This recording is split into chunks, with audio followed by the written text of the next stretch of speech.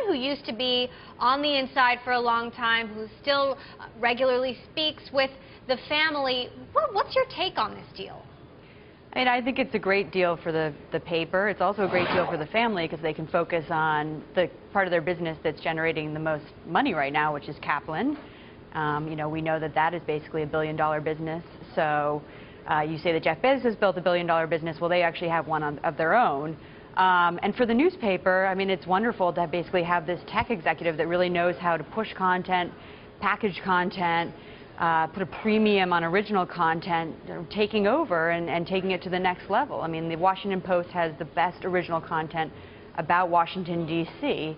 that basically creates an entire ecosystem in D.C.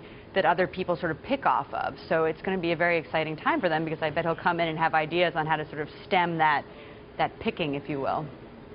So given that you were the head of digital for a while, you know, how much more is there to do there? What can Bezos do to better leverage the assets that the paper has? Yeah.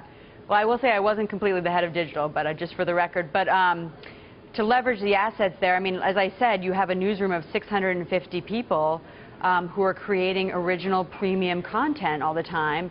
And, you know, the family's obviously put up a paywall recently. We'll see if he actually, if they decide to keep that. I know they are for now. There's just a lot of products that can actually be sort of created around that content to really push things out. I mean, for example, their mobile audience has gone up 400% in the last 2 years.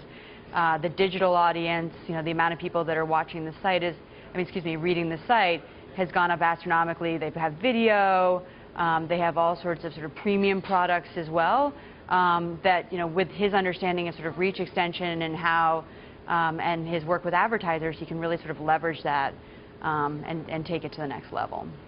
So, you know, we're hearing that the mood inside the Post is quite somber today. I mean, do you think employees there have something to worry about? I don't think they have anything to worry about, but I think people are rather sad because, you know, the Grahams are just such a wonderful family to work for. You literally have Don and Katharine coming into the newsroom and encouraging you on very specific, if not sometimes small articles, which they go through and read every single day. So that kind of management, I think people are worried that, how that's sort of going to turn out in the future. But Jeff Bezos is actually keeping a lot of the management structure, so I think that will obviously persist for a while. But, you know, there is a sadness that Don Graham, for example, won't be sort of walking around the newsroom as much anymore. So. This was a personal investment by Jeff Bezos. Right. How do you see, though, potential for Amazon and the Washington Post to work together? I mean, can the Washington Post benefit from Amazon? Can Amazon benefit from the Washington Post?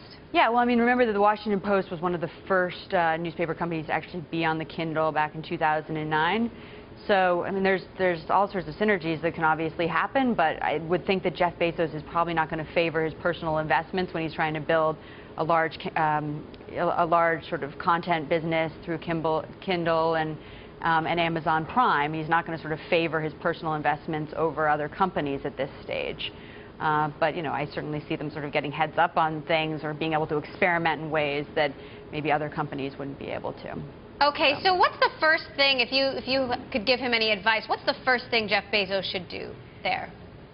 Spend a lot of time in the newsroom because those are journalists that have a huge amount of history and have just had amazing careers and experiences, and, you know, they've lived on the front pages of history, and so there's just spending time with them, seeing how they work, but obviously sort of seeing how they work so that you can sort of influence change and take it to the next level is really the key. So.